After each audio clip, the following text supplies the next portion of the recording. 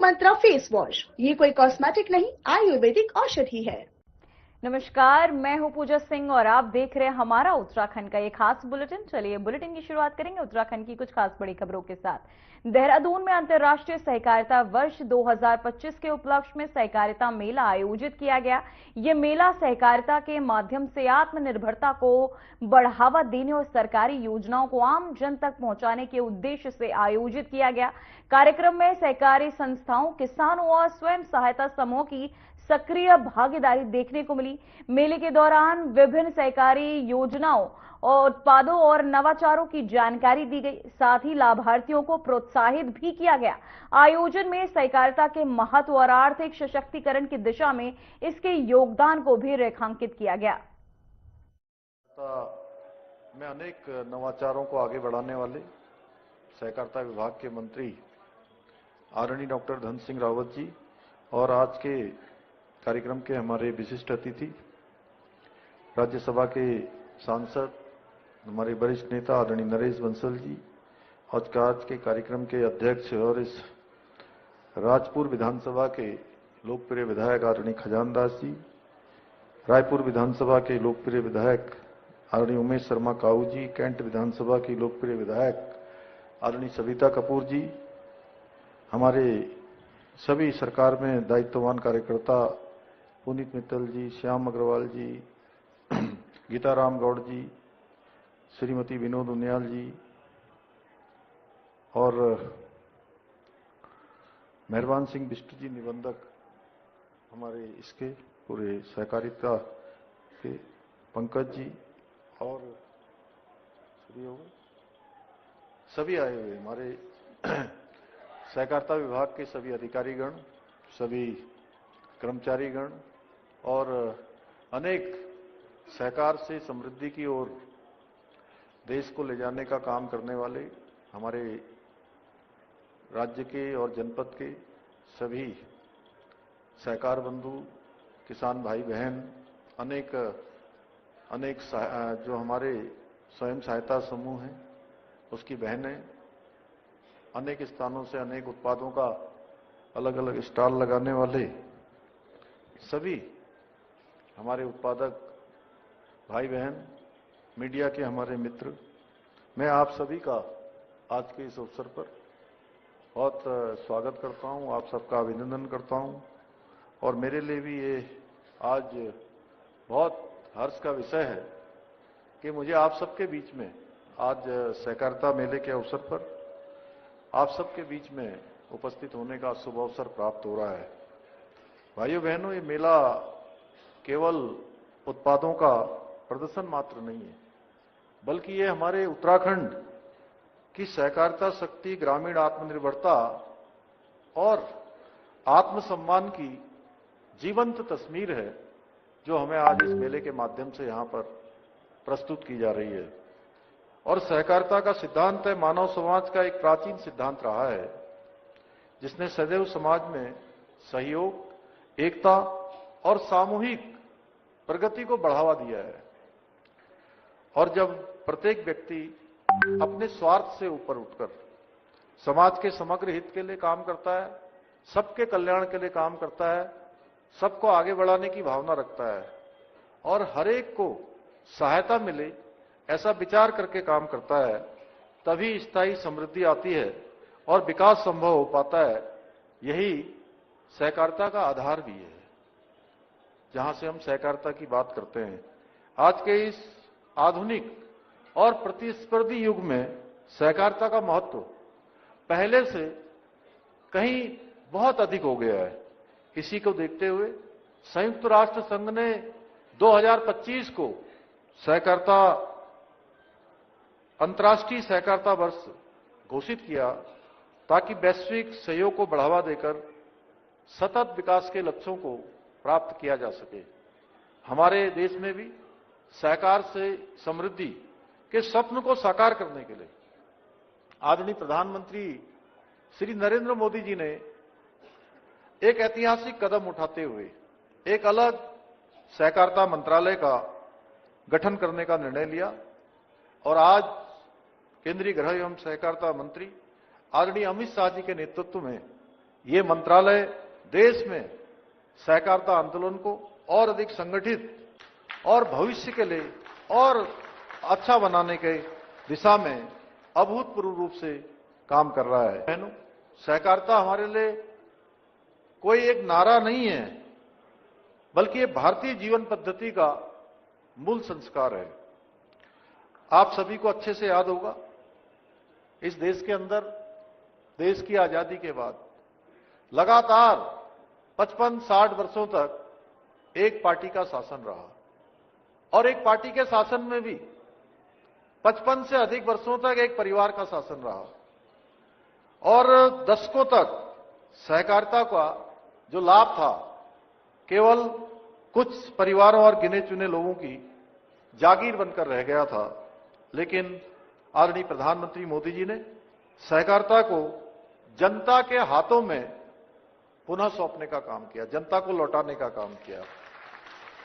और जब कांग्रेस के समय में सहकारी संस्थाएं भ्रष्टाचार और भाई भतीजावाद का अड्डा बनी रही, वहीं आज हमारी सरकार में सहकारिता पारदर्शिता, तकनीकी और भरोसे का माध्यम बन चुके हैं। इतनी बड़ी संख्या में लोग आज सहकार से समृद्धि की ओर बढ़ रहे हैं। समाज के अंतिम छोर में खड़ा हुआ व्यक्ति भी आज सहकार से जहां अपने को आगे बढ़ा रहा है, हमारी बहुत सारी बहनें आगे बढ़ा रही हैं, हमारे बहुत सारे किसान भाई आगे बढ़ा रहे हैं और अनेक अनेक क्लस्टर बनाकर जिस प्रकार से सहकारिता में क्रांति कर रहे हैं, सच में ये इस बात का प्रतीक है कि आज बड़ी संख्या में, अभी मेहरबान सिंह बिष्ट जी बहुत विस्तार से उन्होंने बताया कि देश के करोड़ों करोड़ों लोग आज सहकारिता से जुड़ चुके हैं और कांग्रेस की सरकारें दशकों तक सहकारिता को फाइलों में दबाए रही, जबकि आदरणीय प्रधानमंत्री जी और आदरणीय गृह मंत्री जी ने उनके नेतृत्व में सहकारिता का आंदोलन आज दिन दूनी रात चौगुनी उन्नति कर रहा है। तेज गति से आज सहकारिता आगे बढ़ रही है। आज सहकारिता के माध्यम से हमारे किसान भाई, पशुपालक, महिला स्वयं सहायता समूह और छोटे छोटे हस्तशिल्पी, एक आप देख रहे होंगे यहां पर लोहाघाट से लोहे के बर्तन बनाने वाला, उनका एक स्टॉल यहां पर लगा हुआ है। और सच में अभी हम सब मिल रहे थे, जिस प्रकार से उनके मन में उत्साह था, ये इस बात का प्रदर्शन करता है कि आज एक सामान्य से सामान्य व्यक्ति भी अपने को इसमें किस प्रकार का महसूस कर। आज सहकारी संस्थाएं गांव में रोजगार के अवसर पैदा कर रही हैं और जो हमारे राज्य की सबसे बड़ी चुनौती है पलायन, उस पलायन को रोकने में भी बहुत महत्वपूर्ण भूमिका आज सहकारिता का यह आंदोलन निभा रहा है। भाइयों बहनों, उत्तराखंड आज सहकारिता सुधारों के क्षेत्र में एक सशक्त उदाहरण बन रहा है। पूरे हमारे लगभग 11 जनपदों में आपका ये लगाकर ये मेले, आज 11वां जनपद देहरादून, आज यहां मेला प्रारंभ हो रहा है। इससे पहले 10 जनपदों के मेले संपन्न हो चुके हैं और शानदार। मैं भी अनेक स्थानों पर मैं जाना तो सभी जगह चाहता था, लेकिन उस समय अन्य कार्यक्रम भी लगे हुए थे। लेकिन मैं आपके कार्यक्रम में आने से पहले जिन जिन मेलों में भी गया, सच में मुझे देखकर बहुत अच्छा लगा कि एक सामान्य से सामान्य व्यक्ति के जीवन में भी सहकारिता क्रांति करने का काम कर रही है, उसके जीवन को आगे बढ़ाने का काम कर रही है। पूरे देश में बहुउद्देशीय सहकारी समितियों के कंप्यूटरीकरण की शुरुआत उत्तराखंड से हुई और आज प्रदेश की सभी 670 सहकारी समितियां पूरी तरह से डिजिटल हो चुकी हैं। पहले किसान सरकारी दफ्तरों के चक्कर काटता था, जबकि आज एक मोबाइल के माध्यम से विभिन्न जो सेवाएं हैं उनसे हमारा किसान भाई और हमारी बहनें उससे जुड़ रही हैं। यही फर्क है जिन्होंने 60 वर्षों तक देश के अंदर शासन किया और जो अंत्योदय का सिद्धांत लेकर आदरणीय प्रधानमंत्री मोदी जी के नेतृत्व में आज भारतीय जनता पार्टी की सरकारें जो कर रही है, जिस प्रकार से व्यवहारिकता को आत्मसात कर रही है, आम जन को आगे बढ़ाने के लिए काम कर रही है। आज सहकारी समितियां केवल ऋण देने वाली संस्थाएं नहीं रही, बल्कि वो आज जन औषधि केंद्रों के माध्यम से सस्ती दवाइयां दे रही हैं, कॉमन सर्विस सेंटर के रूप में बीमा, पेंशन, बिजली बिल, आधार और डिजिटल सेवाएं उपलब्ध करा रही हैं। कांग्रेस के समय में जो सहकारी संस्थाएं बोझ हुआ करती थी, आज वो जनता के लिए सुविधा का केंद्र बन गई है। मेरा भी बहुत उत्साहवर्धन होता है, मेरे अंदर भी उनसे ऊर्जा मिलती है। और प्रधानमंत्री जी ने जो उद्घोष बाबा केदार के यहां धाम से, उनके मुंह से जो शब्द निकले थे कि ये दशक उत्तराखंड का होगा, उसमें सबसे बड़ी भूमिका अगर किसी की होने वाली है तो हमारी इन बहनों की होने वाली है, जो कढ़ाई, बुनाई, सिलाई, तमाम खाने के उत्पाद, अनेक प्रकार के उत्पाद आज वो बना रही हैं और सच में वो अग्रदूत का काम करने वाली हैं। और आज जिस प्रकार से महिलाएं आत्मनिर्भर हो रही हैं और स्वयं का रोजगार कर रही हैं, स्वयं के रोजगार, स्वरोजगार के साथ साथ अनेकों लोगों को रोजगार से जोड़ने का काम कर रही हैं, और इसके कारण से उनका सम्मान समाज में तो तेजी से बढ़ रहा है और समाज के साथ साथ उनके परिवार में भी उनका सम्मान तेजी से बढ़ा है।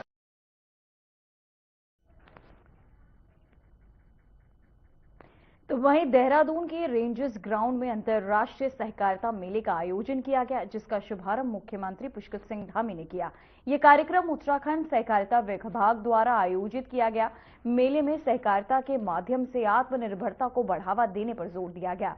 वहीं मुख्यमंत्री धामी ने लाभार्थियों को अनुदान वितरित किए और उत्कृष्ट कार्य करने वालों को प्रशस्ति पत्र भी प्रदान किए। साथ ही कार्यक्रम में सहकारिता मंत्री धन सिंह रावत, राजपुर विधायक खजान दास सहित कई जनप्रतिनिधि मौजूद रहे। मेले में किसानों और स्वयं सहायता समूह की बड़ी भागीदारी देखने को मिली। मुख्यमंत्री ने कहा कि सरकार का लक्ष्य सहकारिता को मजबूत करना और योजनाओं का लाभ समाज के अंतिम पायदान तक पहुंचाना है।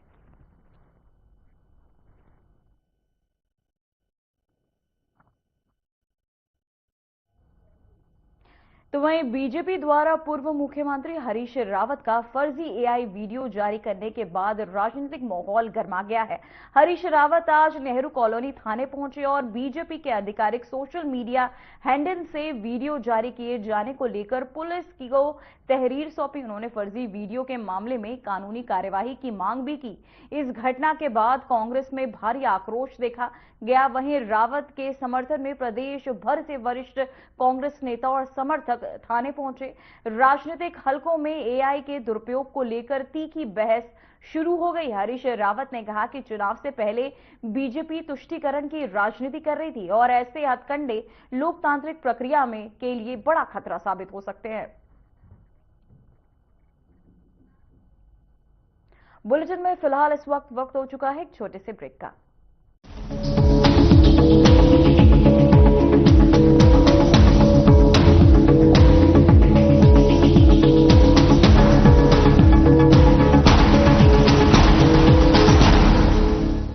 क्या आप दुबले पतले कमजोर हैं? आपकी सेहत नहीं बनती, भूख कम लगती है, वजन नहीं बढ़ता? दरअसल मेन बात खाना पीना खाना नहीं है, मेन बात है खाया पिया लगना। और अगर खाया पिया लगेगा ही नहीं तो आपकी सेहत बनेगी कैसे?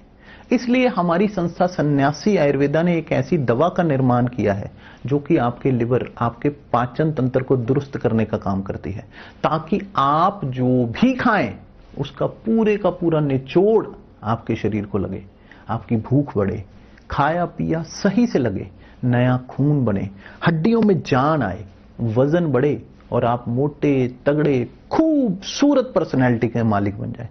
सिर्फ 655 रुपए की पूरे 1 महीने की दवा होती है और आप इसे घर बैठे 01145454545 पर फोन करके दवा मंगवा सकते हैं।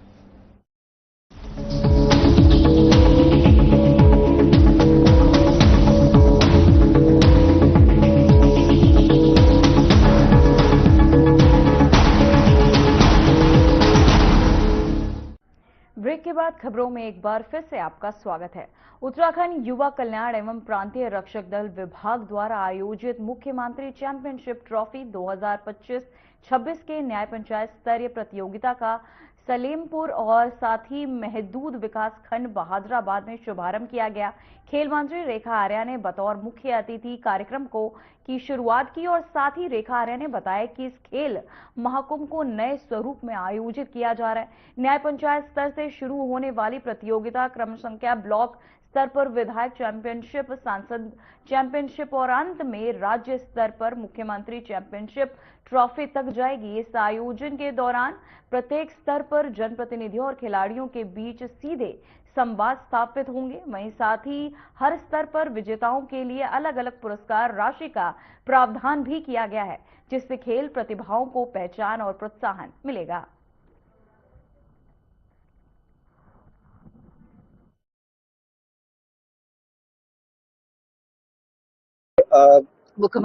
खेल महाकुंभ में मुख्यमंत्री क्यों बदला गया और किस तरह से ये?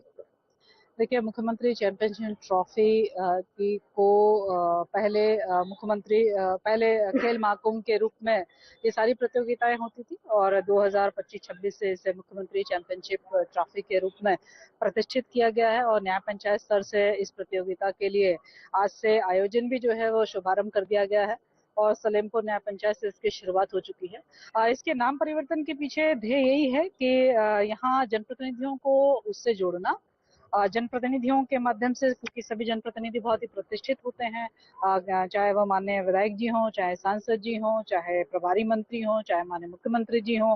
तो मैं समझती हूँ कि उनके कर कमलों से ट्रॉफी को प्राप्त करना भी अपने आप में एक खिलाड़ी के लिए बड़ा गर्व का विषय भी रहता है और जनप्रतिनिधियों का भी एक जुड़ाव जो है, चाहे विधायक चैंपियनशिप ट्रॉफी से हो, चाहे वो उनके विधानसभा क्षेत्र में होता हो, तो एक जुड़ाव रहता है। वो उसके लिए अतिरिक्त प्रयास भी। तो वहीं उत्तराखंड सरकार ने मदरसा बोर्ड को समाप्त कर मुस्लिम युवाओं के लिए आधुनिक शिक्षा का नया रास्ता खोल दिया है। काशीपुर में वक्फ बोर्ड अध्यक्ष शादाब शम्स ने प्रेस वार्ता में बताया कि 7 अक्टूबर 2025 को राज्यपाल की मंजूरी के बाद मदरसा बोर्ड खत्म किया गया। उन्होंने कहा कि अब मदरसों में पहले सत्र में उत्तराखंड बोर्ड की आधुनिक शिक्षा और दूसरे सत्र में दीन की तालीम, आपको बता दें, दिन की तालीम दी जाएगी। शम्स ने कांग्रेस पर हमला करते हुए कहा कि धामी सरकार का लक्ष्य मुस्लिम युवाओं को शिक्षित और आत्मनिर्भर बनाना है।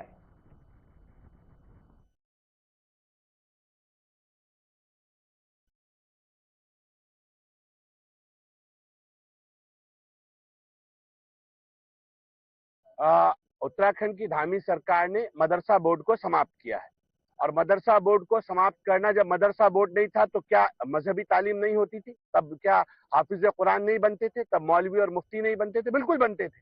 मदरसा बोर्ड बच्चों को बेहतरी के लिए था, लेकिन हमने देखा कि जिस बोर्ड की मान्यता नहीं है उस बोर्ड को जबरदस्ती चलाने का कोई फायदा नहीं है। उस बोर्ड की समकक्षता नहीं थी। कांग्रेस ने इसी तरह से मुसलमानों का बेवकूफ बनाया। आज मेरे मुख्यमंत्री चाहते हैं कि हमारे बच्चों को भी शिक्षा का अधिकार मिले। जो तमाम मदारिस हैं वहां फर्स्ट हाफ में उत्तराखंड बोर्ड पढ़ाया जाए और सेकंड हाफ आफ्टर स्कूल वहां वो बच्चे, वो मदारिस, वहां कुरान का दर्स हो। मेरे बच्चे हाफिज कुरान के साथ साथ अब डॉक्टर, इंजीनियर, फिलोसोफर बनकर डॉक्टर एपीजे अब्दुल कलाम के रास्ते पर आगे बढ़ सकेंगे। मुझे लगता है बहुत पॉजिटिव सोच के साथ इस निर्णय को लिया गया है और जो लोग विरोध कर रहे हैं या तो वो नासमझ हैं, अनजाने में विरोध कर रहे हैं, या वो पॉलिटिकल मुसलमान हैं जो विरोध कर रहे हैं, क्योंकि उनको केवल और केवल विरोध की राजनीति करनी आती है। अगर उनका नियत साफ होती तो आज हमारे बच्चों का मुस्तकबिल बेहतर होता। हमने देखा जस्टिस सच्चर कमेटी की रिपोर्ट आई जिसमें मुसलमानों के हालात दलितों से बदतर थे। तो किन की सरकारें रही जो मुसलमानों के हालात दलितों से बदतर हो गए? आज वो लोग बताएंगे जिनको इतना बड़ा सर्टिफिकेट मिला है कि उनके कार्यकाल में, उनके राज में मुसलमान किस कैटेगरी पे आके खड़ा हो गया था। आज मुसलमान पढ़ रहा है, बहुत तेजी से आगे बढ़ रहा है और मैं कहता हूं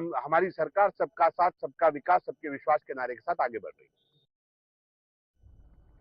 तो वहीं मुख्यमंत्री पुष्कर सिंह धामी ने चमोली में भालू हमले के पीड़ित छात्र से फोन पर बातचीत कर उसका हालचाल जाना। मुख्यमंत्री ने पीड़ित परिवार को भरोसा दिलाया कि राज्य सरकार हर स्तर पर उनके साथ खड़ी है। इस दौरान सीएम धामी ने भालू से बच्चों की जान बचाने वाली साहसी छात्राओं दिव्या और दीपिका की बहादुरी की सराहना करते हुए उनके साहस को पूरे प्रदेश के लिए गर्व और प्रेरणा का विषय बताया। मुख्यमंत्री ने वन विभाग और जिला प्रशासन को निर्देश दिए कि गश्त बढ़ाई जाए और स्कूलों के आसपास सुरक्षा व्यवस्था को और अधिक पुख्ता किया जाए।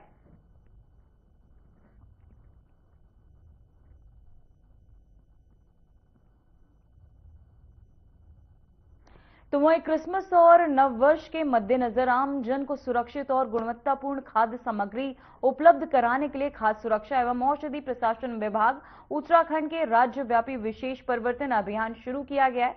यह अभियान के तहत आपको बता दें, होटल, रेस्टोरेंट, बेकरी, डेयरी और स्ट्रीट फूड जोन में औचक निरीक्षण कर मिलावट और खराब गुणवत्ता पर सख्त निगरानी रखी जाएगी।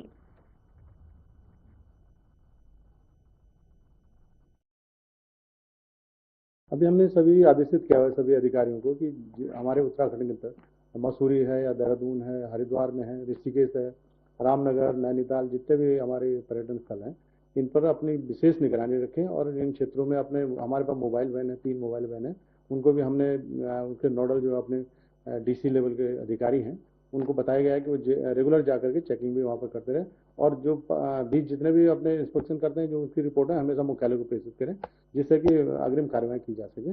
और सभी अधिकारियों को ये भी सूचित किया गया कि कोई इस दौरान कोई भी छुट्टी उनके लिए नहीं है, वो अपने कार्यों पर व्यस्त रहें और उन सभी लोगों को जो आने वाले लोग हैं उनको कोई भी ऐसी चीज़ें प्रॉब्लम ना आए जिससे कि हमारे स्टेट के लिए छवि गलत खराब हो।